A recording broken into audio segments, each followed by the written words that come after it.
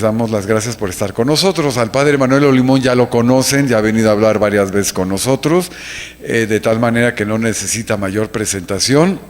Simplemente darle las gracias por estar aquí con nosotros, porque aprendemos mucho con sus puntos de vista. Y bueno, nada más decir, para quien no lo conozca, que él es egresado de la Universidad Iberoamericana, donde cursó el doctorado en historia, y que, bueno, pues ahora publica muchísimo, sobre todo en torno a los temas relacionados con la historia de la Iglesia, por obvias razones, y está ahora, bueno, me informa de sus dos libros más recientes, que más de uno de ustedes los conocerá, que se llama México ante Dios, una crítica desde la historia, y luego otro que se llama Diplomacia insólita, el conflicto religioso en México y las negociaciones de las cúpulas o cupulares, por ahí va, ¿no? Bueno, entonces su punto de vista en este particular ciclo de conferencias, pues nos es muy grato para ver la postura de la Iglesia. Así que, Manuel, muchas gracias y bienvenido. Muchas gracias a ti. Voy con mucho gusto a conversar con ustedes esta mañana, y el tema, de acuerdo al ciclo de este año, tiene que ver con España y con México, porque así ha sido el ciclo de este año. Por ahí en el programa general de las conferencias aparece la reforma eclesiástica en la última España, y no es así, es en la última Nueva España.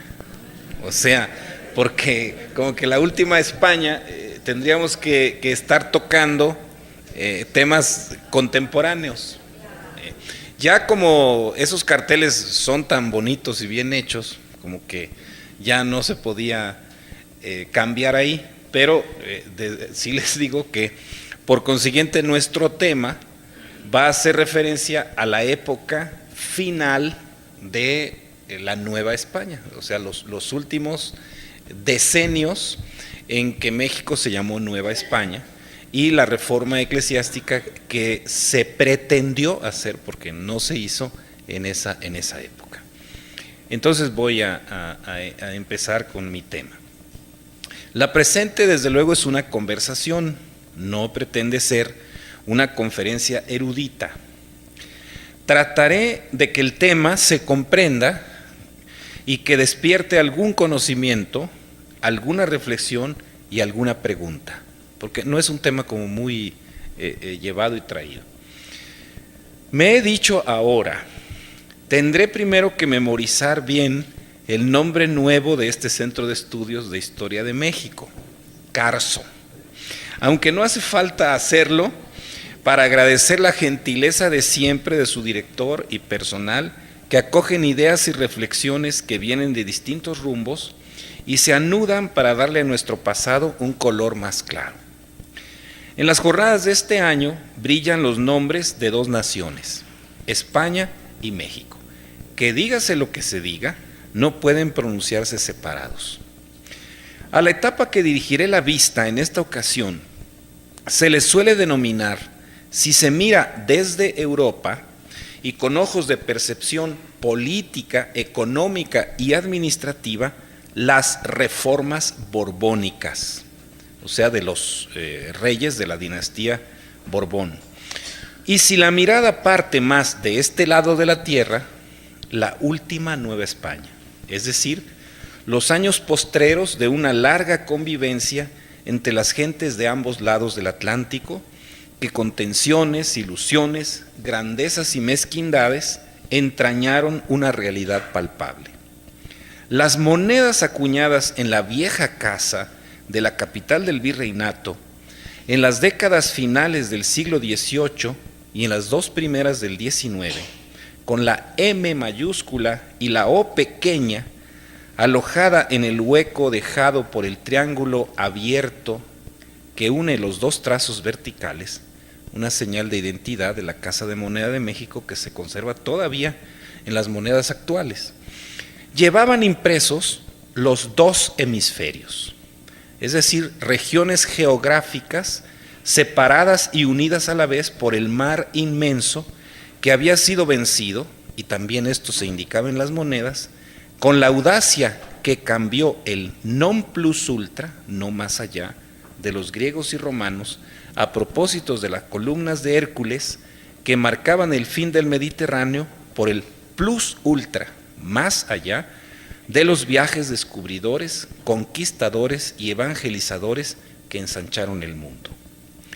Un punto de llegada más simbólico que sólido, sin embargo, del lazo entre hemisferios fue la Constitución de la Monarquía Española emitida en Cádiz en 1812, que define a la nación como formada por los españoles de ambos hemisferios.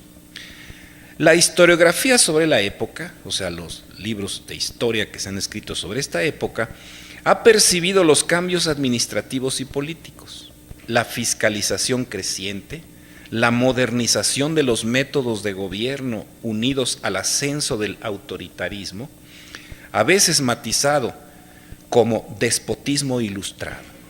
También se han encontrado las líneas del conocimiento científico del terreno, la medición del territorio, el cálculo de las riquezas minerales que esconde el subsuelo, el conocimiento y recuento de la abundancia admirable de las especies animales y vegetales de la vastedad americana.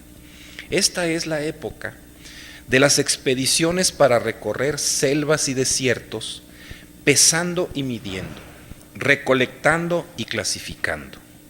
El Real Jardín Botánico de Madrid, por ejemplo, se fue enriqueciendo de plantas y flores mexicanas, neogranadinas y andinas. Neogranadinas es de Nueva Granada, o sea, lo que hoy es Colombia, ¿no? En las academias europeas se discutían los resultados que afectaban la redondez de la Tierra con achatamientos en el Ecuador y hacia los polos, llevados allá por los exploradores que fueron bautizados por los indígenas aymaras como los caballeros del punto fijo. Otro enfoque, fascinante por su energía cultural y filosófica, aunque con mayor precisión podría adjetivarse como geométrica, observa desde el mirador del arte y la arquitectura y la retórica, es la transición del barroco al neoclásico, es decir, el paso del abigarramiento de dorados, poblados de ángeles, querubines, santos arropados y vírgenes volantes, a las líneas rectas, triángulos y piedras frías, de la audacia de los sermones guadalupanos que hablaban de la transmigración de la iglesia de Guadalupe, por ejemplo, o del milagro inmarcesible y prodigio continuado, a la austeridad lineal de un sermón del arzobispo Lorenzana sobre la devoción mariana sin aludir a lluvias de flores o a curaciones milagrosas. La corriente más mexicana, de los que han escrito sobre estas épocas, válida desde luego en muchas de sus reflexiones, ha hurgado entre datos sueltos, papeles, manuscritos e impresos, para encontrar indicios precursores de la independencia. Entre estos, además de nombres de personas e instituciones ilustradas, se han destacado hechos de innegable importancia. Por ejemplo, la ocupación militar del territorio por medio de un ejército profesional, la explotación crecida de las minas y el traslado de la plata para financiar guerras europeas, la internacionalización necesaria del comercio y a manera de cúpula omniabarcante, la expulsión despótica que obligó al silencio de toda crítica de los miembros de la Compañía de Jesús, la rígida frase de la pragmática sanción de Carlos III, los súbditos del rey de España no nacieron para discutir, sino para obedecer, ha sido subrayada como la llamada de atención a la conciencia criolla para descubrir la dependencia y orientar las fuerzas hacia la emancipación. Este es más o menos un panorama de lo que se ha escrito y cómo se ha escrito sobre esa época final de la Nueva España. Este panorama es interesante y todavía llama a la investigación, pues hay temas que no se han tocado suficientemente. Tiene también un perfil profundo que merece tomarse en cuenta y que da luz acerca de cómo, frente a intentos de cambios y reformas pensados desde arriba, hay interrogaciones, contrariedades y resistencias que surgen desde abajo y modifican en la realidad y en los resultados de la investigación histórica las pretensiones y proyectos intentados. Los datos duros que tenemos para hablar de la reforma eclesiástica en la Nueva España son los siguientes. Francisco Antonio de Lorenzana, nacido en León, España, en 1722, y que recibió una exquisita formación que lo llevó a formar parte del Cabildo de Canónigos de la Catedral de Sigüenza, de donde en 1765, año preciso en el que se inició la visita general de José de Gálvez a todos los ramos de la vida social de la Nueva España, y falleció el arzobispo de México, don Manuel Rubio y Salinas, fue nombrado obispo de Plasencia, en España. Pero los acontecimientos novohispanos hicieron que su paso por esta diócesis fuera efímero y que se le propusiera para suceder al difunto de la sede mexicana, a donde llegó en 1766, justo a tiempo para que se preparara y consumara la expulsión de los jesuitas, y con ella se iniciara la carrera hacia los nuevos tiempos, o sea, la estructuración de las reformas de los reyes borbones afrancesados, modernos, entre comillas, e ilustrados, también entre comillas. Lorenzana, que ocuparía la sede primada de Toledo, después de México, en 1772, sería elegido cardenal hasta 1789, muy significativo, porque el arzobispo de Toledo siempre era cardenal, y en este caso hubo 17 años en que no lo fue. Pero murió en Roma, finalmente, en 1804, en plena tormenta de la era napoleónica, surcada por Pío VII, aquel, cito al profesor Hertling, el noble paciente que pilotó la nave de la candidato del rey Espexto en el larguísimo cónclave de Venecia de 1801, pero nada más fue candidato. La actuación de Lorenzana en su arquidiócesis de México se conoce sobre todo por dos realizaciones centrales, muy discutidas, discutibles y abiertas a interpretaciones distintas. Primeramente, fue la nueva ordenación de las parroquias del vasto territorio que le correspondía a su jurisdicción. La Arquidiócesis de México tenía todo lo que hoy son los estados de Morelos, Guerrero y otras partes hacia el sur. Ordenación de las parroquias del vasto territorio que le correspondía, en la que se suprimían las diferencias entre la República de los Indios y la República de los Españoles. A veces uno por eso como que no comprende cuando se encuentra una iglesia casi frente a la otra. ¿Cómo es posible que esta iglesia esté frente a la otra y las dos hayan sido parroquias? Bueno, porque una era para los indios y otra para los españoles. Y todas las formas eran diferentes. Ahora nos suena como algo discriminatorio, pero en aquellas épocas, por ejemplo, las leyes que tenían que ver con la Inquisición no se aplicaban en la parroquia de indios, por ejemplo. O los tributos que tenían que pagar los españoles no eran los mismos que tenían que pagar los indígenas. De manera que esas dos repúblicas no necesariamente había que interpretarlas como las interpretamos ahora, como discriminatorias, sino como diferenciadas. Bueno, ¿y por qué? Porque además, al suprimirse la diferencia, las parroquias de indios perdían la tutela que los indígenas tenían por los miembros de las órdenes religiosas, que éstas venían desde el siglo XVI, y también los privilegios y exenciones corporativas de cofradías y gremios. Por esto es conocido el arzobispo lorenzano. En segundo lugar, también por la celebración del Cuarto Concilio Provincial Mexicano, que fue presidido por él en su calidad de metropolitano de la Nueva España entera, incluyendo las Islas Filipinas, mismo que nunca fue aprobado ni por la Corona ni por la Santa Sede, y por tanto resulta en sus textos de muy alto interés. Pues porque la gran pregunta que nos hacemos es ¿por qué ese concilio no fue aprobado? Las interpretaciones de la reforma eclesiástica a la que nos referimos, frustrada en buena parte de sus intenciones, han desviado la atención del proyecto mismo y las perspectivas que presentó, porque como no funcionó, todo es echarle la culpa de que por qué no funcionó, pero difícilmente nos hemos metido a ver en qué consistía esa reforma. Fechas, relaciones, políticas parecen establecer un vínculo sólido y tal vez una dependencia entre el proceder borbónico y los pasos del arzobispo. Siempre se ha dicho, el arzobispo seguía las órdenes del rey. Vamos a ver si es cierto. Pero esas coincidencias de cierta profundidad, no digo que no, y la ubicación dentro de la corriente jurídico-teológica identificada como galicanismo o regalismo, es decir, el que el rey fuera dominante dentro de la Iglesia, de tradición francesa, que inclinaba hacia la autoridad del rey las cuestiones eclesiásticas.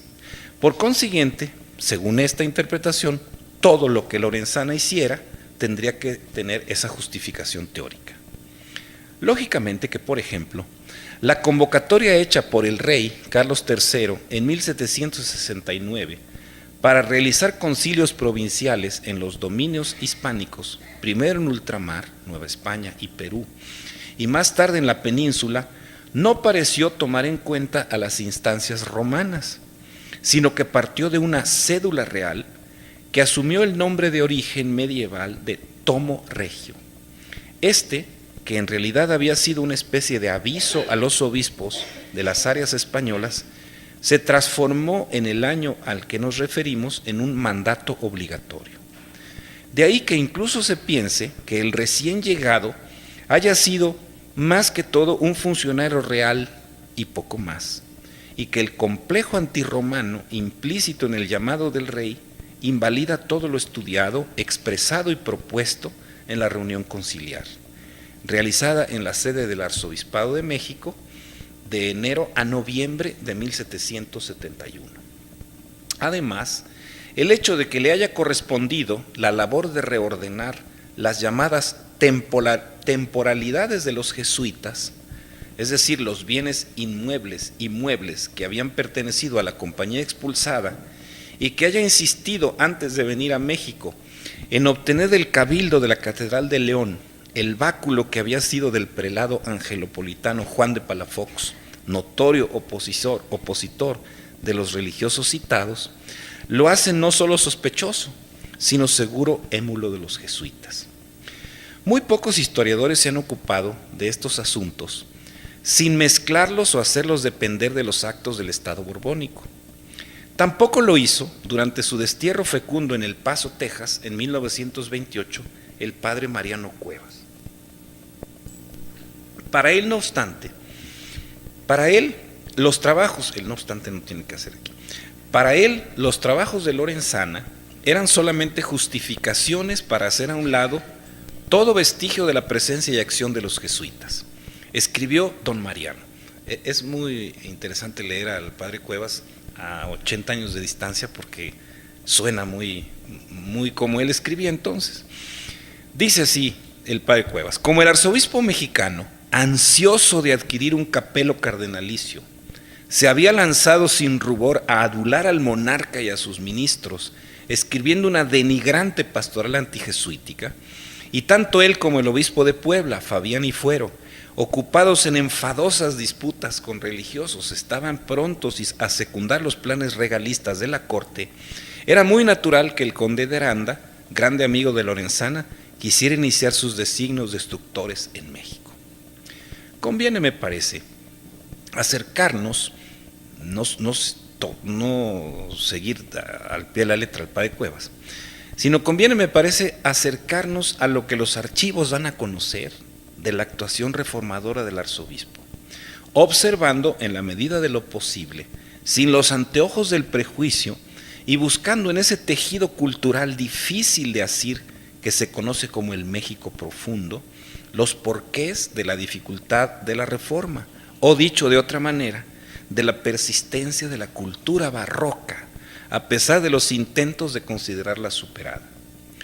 Primeramente, es básico tener en cuenta que el término reforma posee en el lenguaje eclesiástico una connotación que tiene un punto de llegada filosófico y teológico. La forma, en la tradición del pensamiento aristotélico tomista, es el elemento que, unido a la materia informe, o sea, sin forma, le da su caracterización específica y la distinción de otras formas o modos de ser. Así, la forma de la Iglesia, de la comunidad peregrina en el mundo, es el Evangelio, es decir, no solo la palabra impresa en los 4 libros del Nuevo Testamento que constituyen ese género, sino un estilo de vida acorde con las enseñanzas de Jesús. De esa manera, el criterio para juzgar una determinada situación, sobre todo del círculo más obligado a ese estilo de vida, los religiosos de ambos sexos y con sus diferencias los clérigos, es precisamente la forma del Evangelio.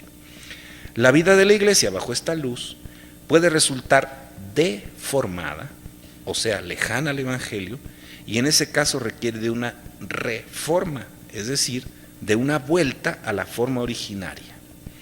Estas consideraciones conducen a la comprensión genuina, que no niega, pero supera los elementos interpretativos de orden social, político, cultural, de una reforma eclesial.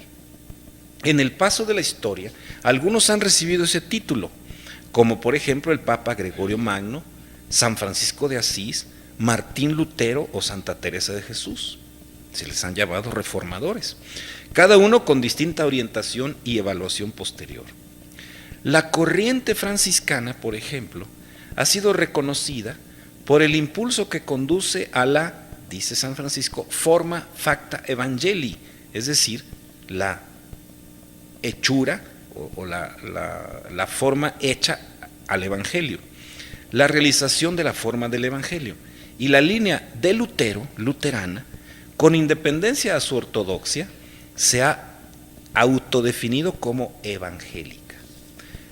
De las órdenes religiosas que se han fundado en el paso de los siglos, solo a la de los cartujos, formada solo por un puñado de hombres que han podido comprender el silencio elocuente y la soledad profunda como comunión con Dios y el mundo, se ha podido decir, solo de esta orden se ha podido decir, nunquam reformata quae nunquam deformata, es decir, nunca ha sido reformada porque nunca se ha deformado.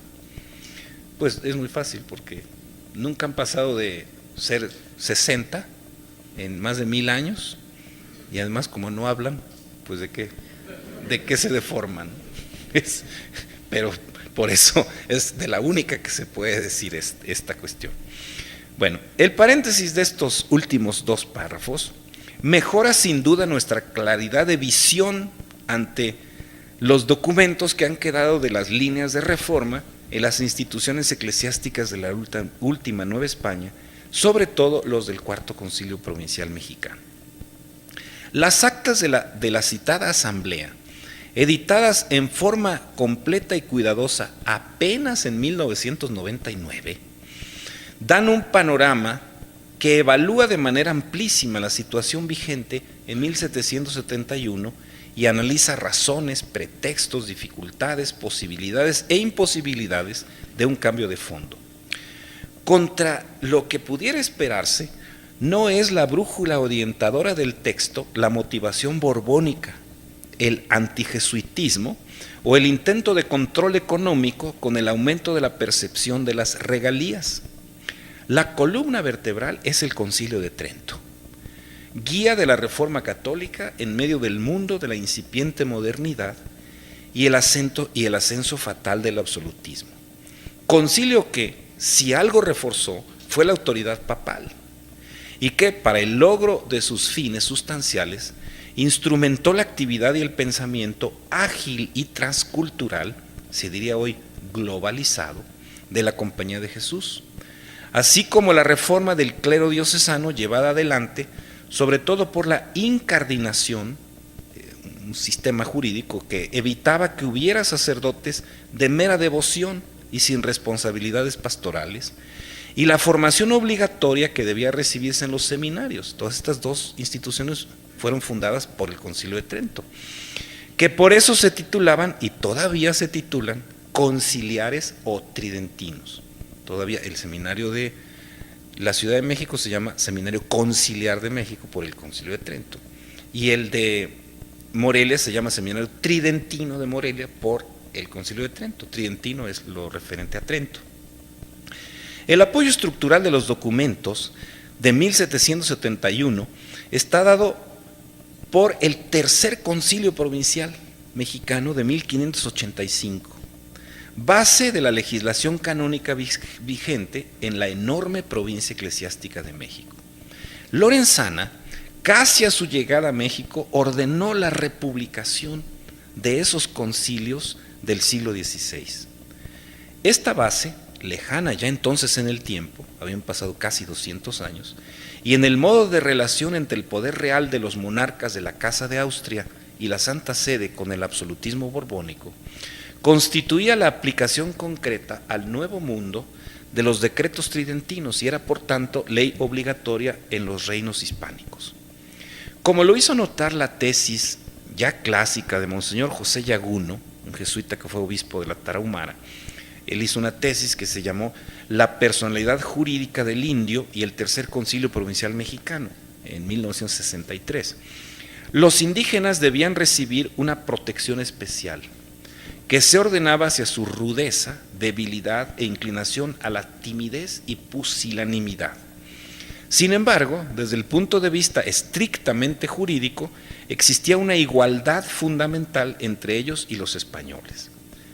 El paso del tiempo no había variado la aceptación teórica de la postura del Concilio III, pero sí la interpretación de esa igualdad, que ponía en tela de juicio ahora la necesidad de una atención cuidadosamente paternalista por parte de los párrocos, todos ellos miembros de órdenes religiosas. Tampoco se veía ya bien la pluralidad lingüística, y parte integral de la nueva corriente era considerar que sólo la lengua española podía llevar a que las personas formaran parte de la civilización. Todavía me encontré un pequeño libro que se hizo en el seminario de San Cristóbal de las Casas en 1800, y el autor es Soque, pero yo creo que para que los indios se civilicen tienen que hablar español. Sí, hay una visión, ¿no? Pero él por obediencia lo hizo.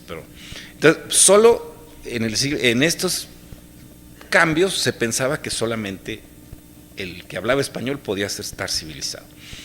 La decisión del arzobispo de reordenar en forma solo territorial y no étnica las parroquias ya secular y secularizarlas, es decir, poner al frente de ellas sacerdotes seculares o diocesanos, quebrantó el viejo sistema y colocó a los indios, en el papel desde luego, porque no en la realidad, como a cualquier feligrés y al desamparo de sus antiguos protectores. Precisamente cuando los indígenas dejaron de ser como menores de edad tutoreados por los religiosos, ya los pudieron, por ejemplo, contratar para los rudos trabajos de las minas. Antes no. Entonces, aquí detrás hay esto. No lo que parece, sino hay otras cosas. El Cuarto Concilio, pues, resultó una mezcla curiosa. Por una parte, reforzaba muchas cuestiones del tercero y de la cuidadosa observación de la disciplina por parte de los presbíteros.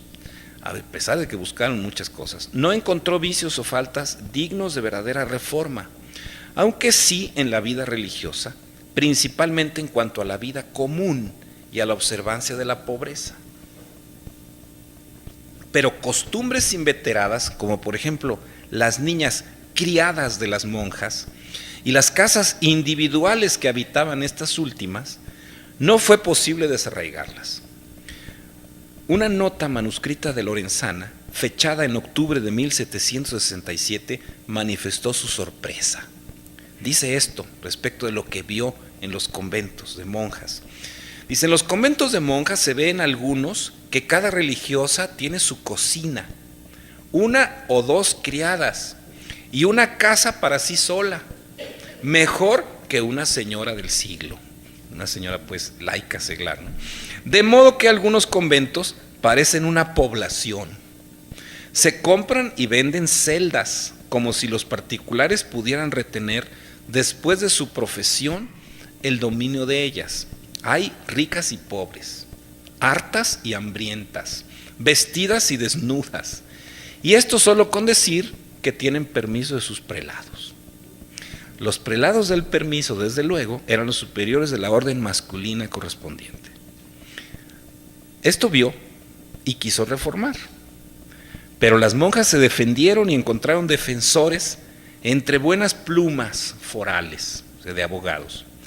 Por ejemplo, las concepcionistas del Real Convento de Jesús María consiguieron que el licenciado Baltasar Ladrón de Guevara, miembro del Real Colegio de Abogados, escribiera un, cito, manifiesto al Sagrado Concilio Provincial en nombre de ellas para argumentar.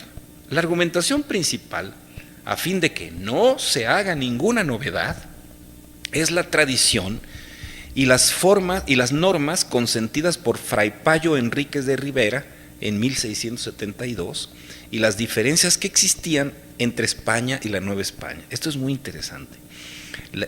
Alega que no puede ponerse la misma disciplina que en España y entonces dice, pues el arzobispo lo que pretende es que aquí sea como España y México no es España. Fíjense, y entonces da algunos ejemplos. Dejo correr algunas líneas de este documento que se imprimió en la famosa tipografía de don Felipe Zúñiga y Ontiveros de la calle de La Palma.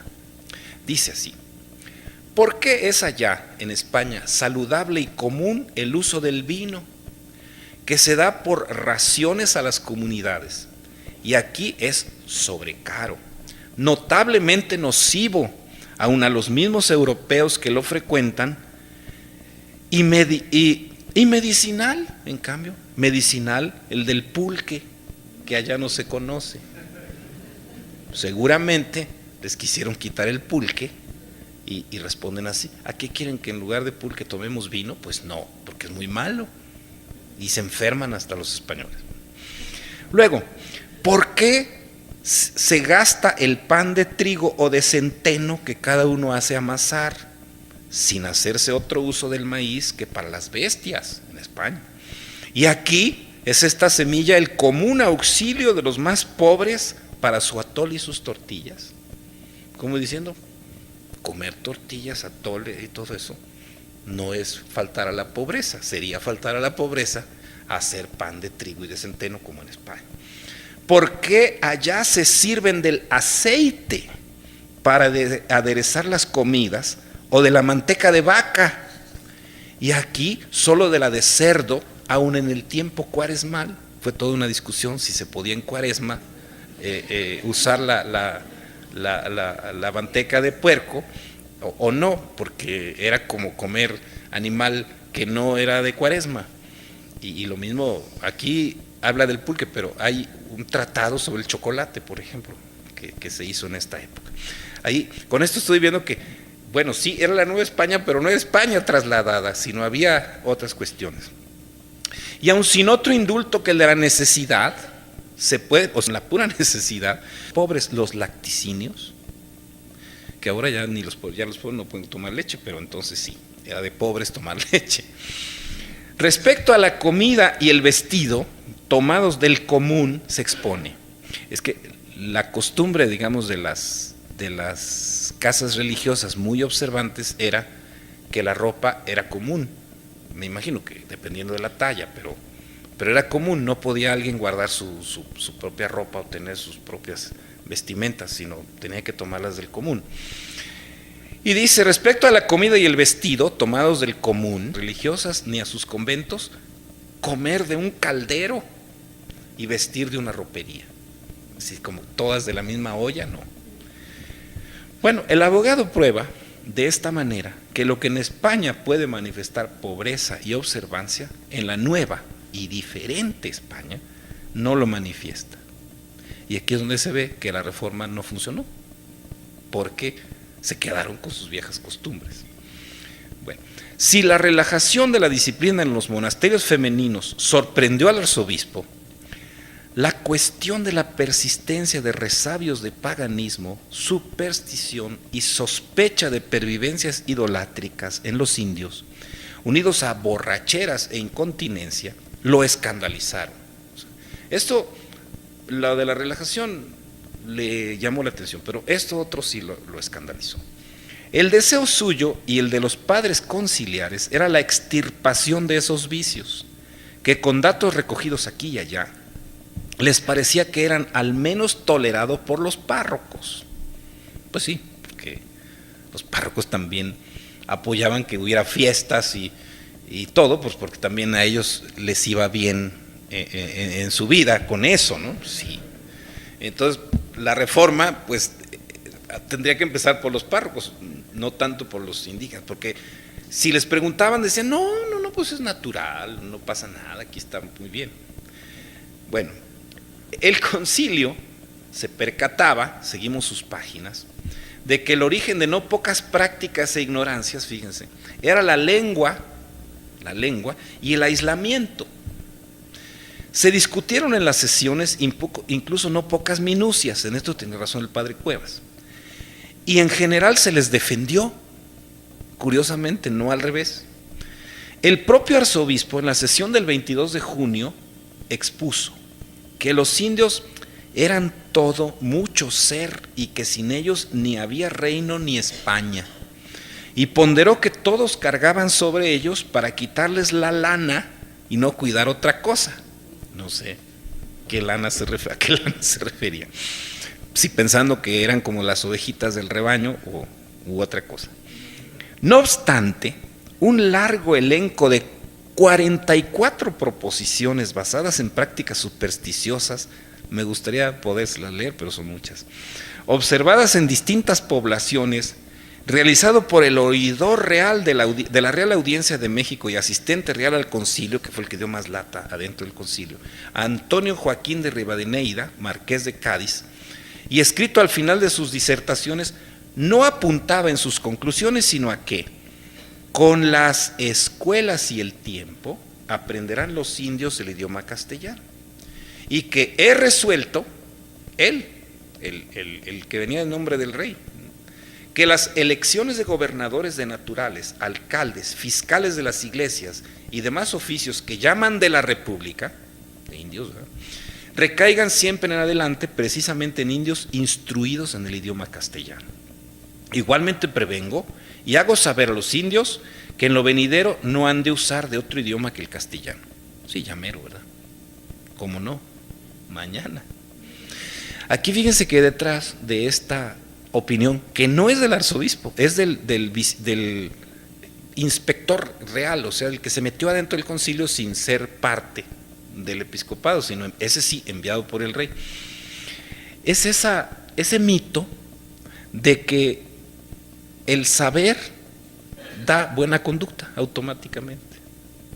O sea, los vamos a ilustrar y entonces ya van a dejar automáticamente sus malas costumbres. Bueno, las órdenes de Rivadeneira, en la práctica, un interventor del poder real en el interior de la reunión episcopal, fueron ocasión muy entendible de molestia y en el fondo de rechazo por los obispos, comenzando por Lorenzana.